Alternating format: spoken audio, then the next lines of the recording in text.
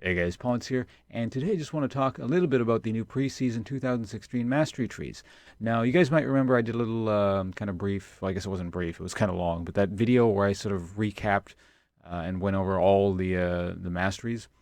This one I wanted to go in slightly more detail about some more specific stuff, namely the Ferocity tree and the Cunning tree, since they both kind of have offensive options, and again, from an offensive perspective, they'll probably be the two trees sort of courting your affections, as it were.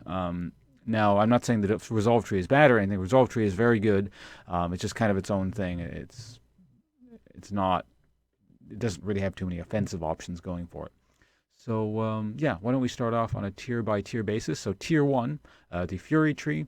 This gives 4% attack speed, pretty basic stuff. If you compare it to like what's it called, a dagger, it's been changed by the way the stats. So if you divide the attack speed by the gold amount, and if you use dagger as a baseline, this is roughly 100 gold worth of attack speed kind of thing. Now, sorcery is a bit less cut and dry. It's percent of ability and spell damage. So if you use an ability or some kind of spell, deals 2% extra damage.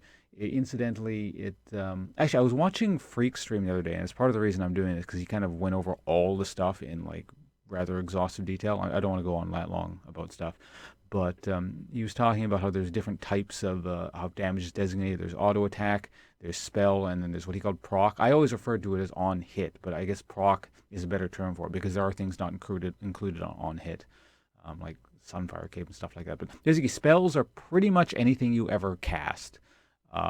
Even if it's physical damage or magic damage, doesn't matter. Like Jarvan Q, that's physical damage, but it's technically a spell slash ability, so it'll do 2% extra damage. And your basic, what you would consider a traditional spell, like I don't know, a Rise Q or something like that. That also does just straight up 2 extra damage. So just to kind of bring this into context, if you deal fairly early game, if you have a spell that deals 150 damage, this is going to allow you to do 3 extra damage.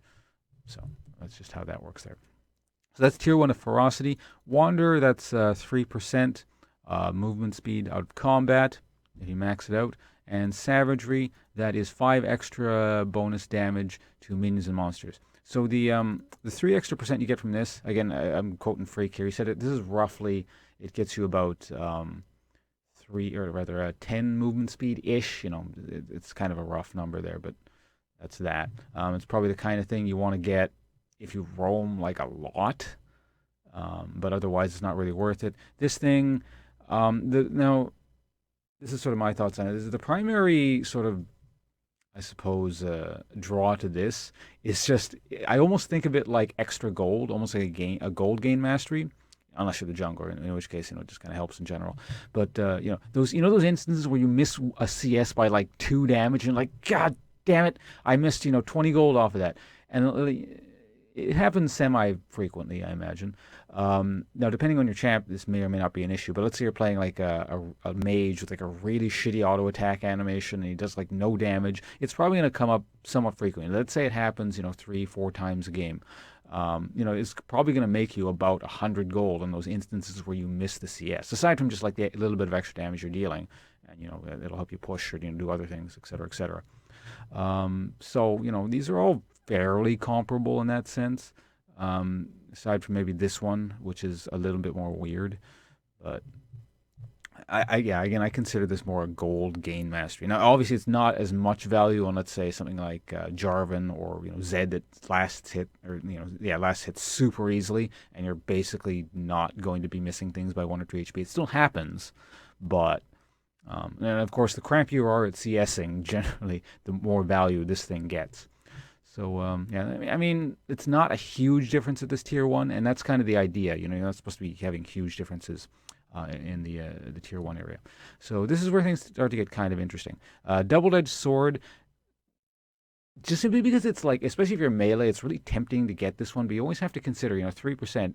That means like if you're, let's say, kind of mid-laning phase, you want to all-in someone, and you're taking them down from 1,000 damage or HP to 0.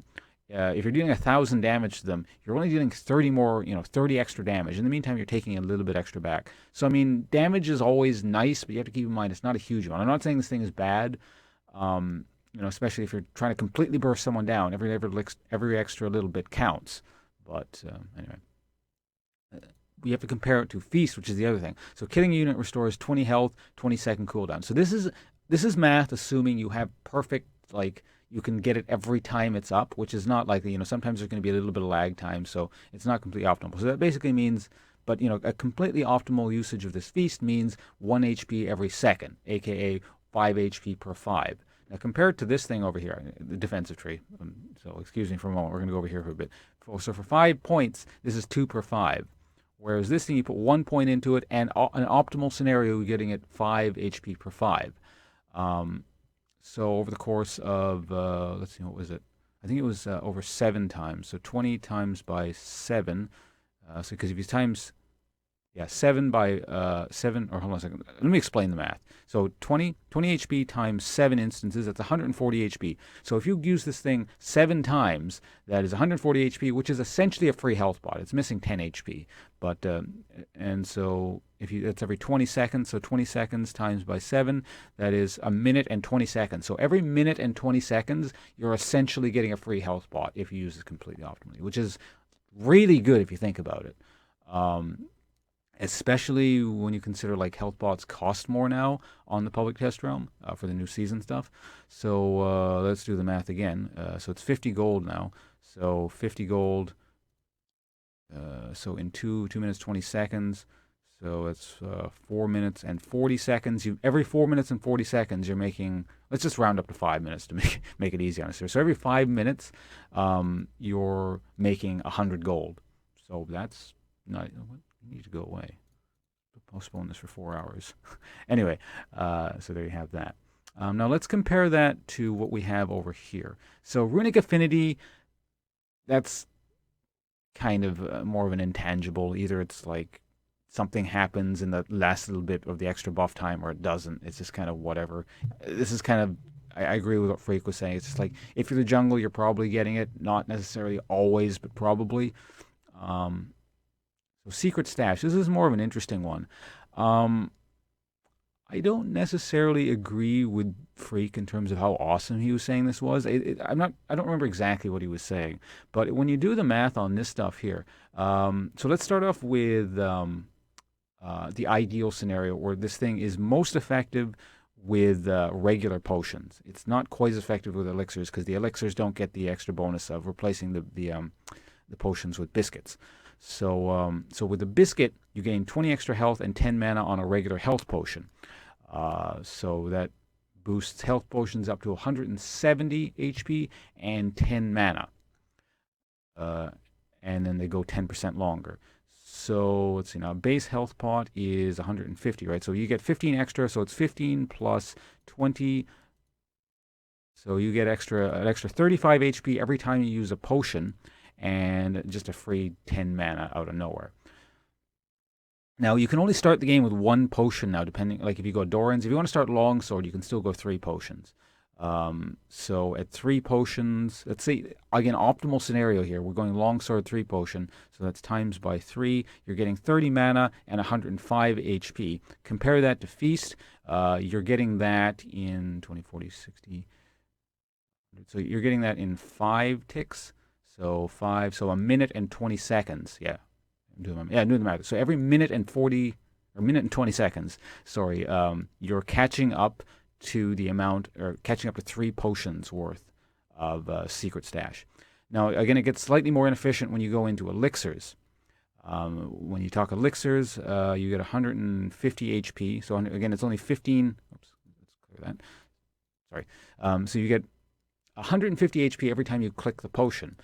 With the Secret Stash, you're getting 10% extra, which is 15 extra HP every time you use a flask. Now, that's not the greatest thing ever, but you have to consider that, over time you're getting more. Also 5 extra mana. So over the course of a single flask, which has 3 charges, you're getting, so it's 15 times by 3. You get 45 extra HP and 15 extra mana. So if you use a flask completely 3 times, so you're backing 3 times, or rather, you're backing twice to get a flask refill. You're going to times that by 3. That's 135 extra HP and 15, so 15, 30, 45 extra mana. And again, when you compare that to Feast, you're getting that in a little over a minute. So you have to actually back 3 times to get the efficiency kind of, not factoring in mana again, of Feast. So in my opinion, yeah, just Feast is either just really stupid good, or yeah, no, I guess it's just really good. And Secret Stash, while not terrible, it doesn't really compare. All right, let's move on to the next tier. So, tier 2, I'm going to give this victory to the offensive, or the ferocity tree right here. So moving on, we're going to go to spell or vampirism or natural talent. Now, natural talent just kind of looks like the really good thing to get because it gives 10 extra damage and 15 ability power at max level. However, you do need to keep in mind that this is max level. At max level, what is 10 damage and 15 ability power?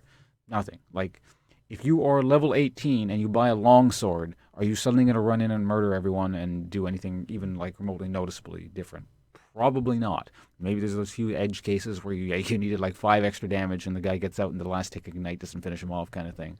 It's great, but it's not game changing. At level 1, you're getting 0.55 attacks. So you don't actually even get a single point of attack damage until I'm gonna just like talk from the perspective of attack damage, because like AP is a similar kind of thing, but I don't really play AP, so I don't want to talk about them. It's just easier for me to speak from the perspective of an AD. But basically, at level 2, you finally get 1 attack damage. Now, great, that's nice and all, but let's say at level 4 you get 2 extra attack damage. By level 4, let's say your auto attacks are dealing about 100. Every time you're auto attacking with 2% lifesteal spell, you're getting 2 HP. So compare that to every time you auto attack, you're dealing 2 extra damage to getting 2% extra life. And then that works against, you have to consider, you're not always fighting people, right? You're getting this lifesteal back from minions, etc., etc. So you're slowly getting lots of HP over time. Again, if we use the metric of 100, you do 100 damage and you get 2 HP every time you hit something. Let's say you attack once every 2 seconds or something. Again, that's absolute optimal conditions. You're actually getting comparable HP back to Feast. Now, obviously, you're not going to be always attacking for 100 damage, every 2 seconds or whatever to get 1 HP per second. But just kind of sort of a number there that you can sort of work with. So over time, you're getting a whole bunch of HP with this, whereas this one, it's 1 extra damage is not really going to help you versus minions, and it's nice, a little bit of extra damage versus, when you're fighting the person. But you also have to consider, if you've been gaining all that HP all that time when you go to fight the guy, how much more HP do you have to work with? So personally, vampirism just seems like the much better option to me. All right, so let's go over here to the Cunning tree. We're going to go with Merciless. So at 5 points, this is deal 5 extra damage when the champion's below 40%. And Meditation. So both of these are actually fairly good. My personal preference is Merciless because I tend to play. I'm talking from personal perspective here, so probably don't have to worry too much about this. But I play a lot of burst you down suddenly kind of champion. So the issue is, this is characterized especially well by Jarvan, who's like, poke the guy down for a while, get him to probably something hovering around half, and then just suddenly burst the guy down with an EQ ult combo. Though it works really well with champions like that, less so with poke champions or really even champions that can 100 to 0 people immediately. So if you want meditation, it's certainly an option. Like, you also have to consider mana may not be the most glamorous thing ever, but not most champions, but a lot of champions, if you don't have mana, you're not killing anyone. Your primary source of damage is abilities and stuff. So never underestimate the efficacy of meditation. So you can really go either way at this tier from an offensive perspective. Vampirism is really nice, but so are these 2 other things, depending on what you're doing. So I'm going to call that one a draw personally. Let's move on here. Now we get into this tree here, or this tier. This is the Keystone on tier 2. So your choices here are Bounty Hunter and Oppressor. Bounty Hunter, let's just get it out of the way. I don't like this thing. It has absolutely no impact immediately as the game started. Assuming you kill your lane opponent, in a solo lane perspective, you basically get 1%. In bottom lane, if you kill both people, you get 2%. But it's very inconsistent how quickly you're going to get a kill versus someone. Yeah, granted, if you go around the map and kill everyone, you'll have 5 extra% damage, which is great. But it's pretty, it's so, yeah, inconsistent is simply the best word I can come up for. That I'm not a huge fan of this. Um, I would much rather go oppressor or in most cases, I would say. If you're in a solo lane, have no access to CC, then you may as well, I suppose, get this. But even if you get like a lane gank or something, they'll probably have access to CC. So this thing is 2%. Let's go over what it actually does. You deal 2.5% increased damage to targets with impaired movement, slow stun, snare, taunt, etc. I mentioned in my other video. I think this should probably include knockups and stuff, but I'm not certain. So I mean, it's a lot of champions have access to at least some kind of CC. So usually this is probably better from an AD carry perspective. If your support has any kind of CC at all, this is going to have immediate impact. And even the absolute ideal case scenario where you manage to go around and kill everyone on the map, which by late game as a carry you probably have done, but I've mentioned this in the past. The game League of Legends is largely about the early game. You win the early game and you say fuck the late game, and you just try to snowball. And most games tend to be won in the early game, so you're just going to get the damage from this. And even again, ideal case scenario where you've gone around killed everyone, late game 5%. This is still 50% as effective. So I'm definitely going to give my vote of confidence to the oppressor one in this one here. All right. So next, for Cunning, we have Bandit, which is support.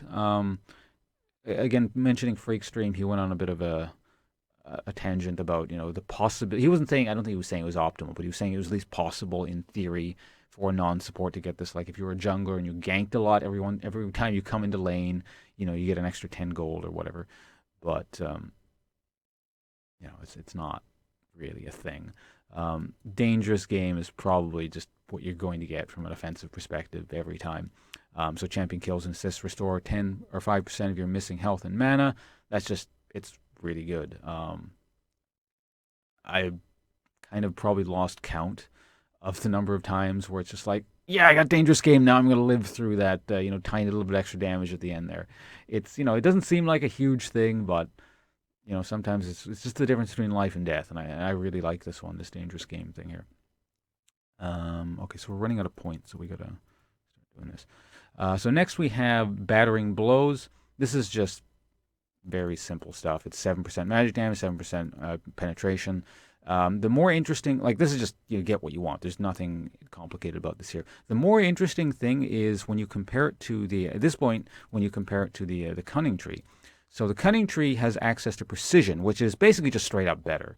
And it's in the utility tree because it starts off at 3.3 armor and magic penetration at level 1. So granted, you're not getting nearly as much at level 1, but percent penetration at low levels when no one has any resist anyway, it's not really the biggest deal.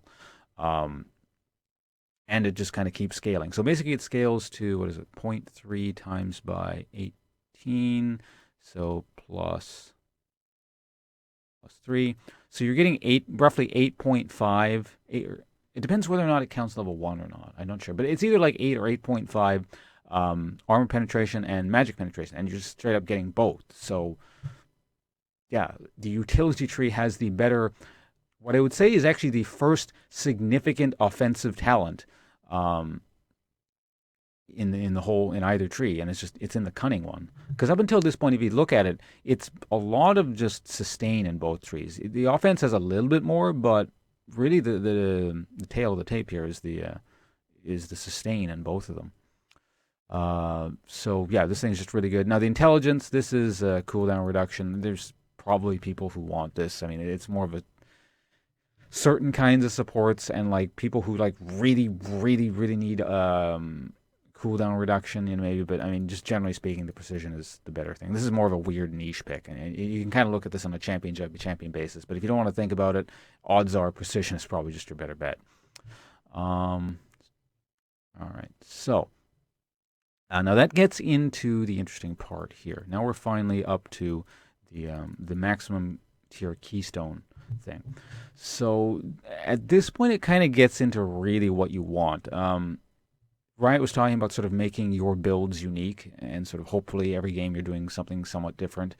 And certainly you have a lot of options here. And from an offensive perspective, there are in both trees. So let's start off with Warlords Bloodlust. This is kind of almost the no-brainer. You get it if you have access to a whole crap ton of crit and you can crit reliably. It's a late game thing, obviously, because crit, you're not just going to have too much of it in the early game. But once you kind of get going with it, it is really good.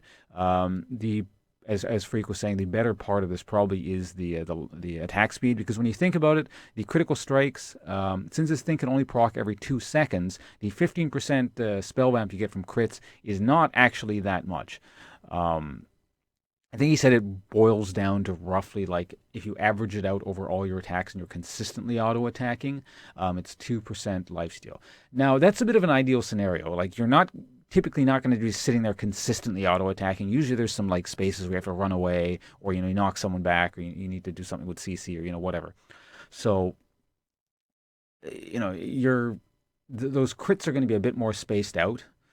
So in that sense, it does become slightly more efficient than that.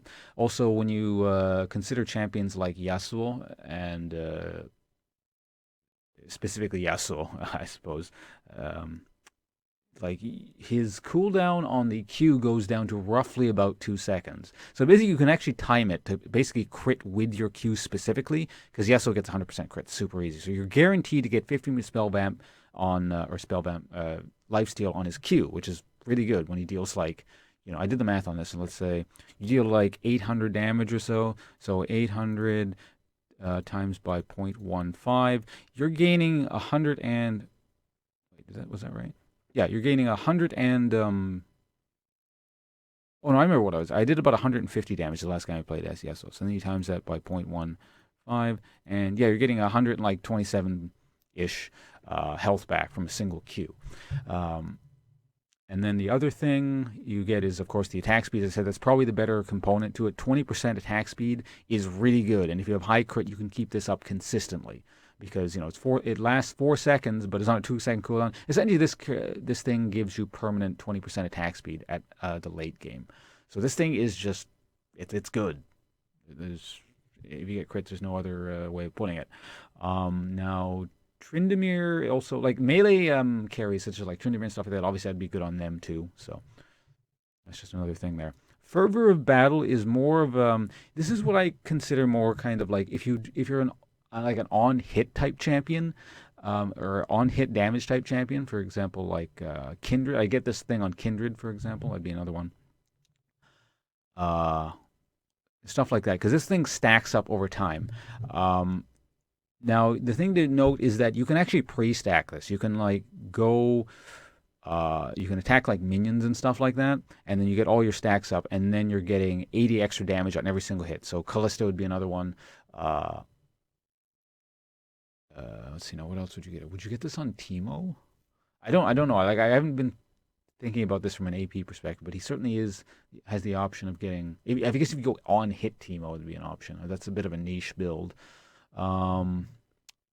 Might get this on if I did the weird on-hit Cho'Gath build. Like, on-hit builds are just very strange and niche again, so I don't know.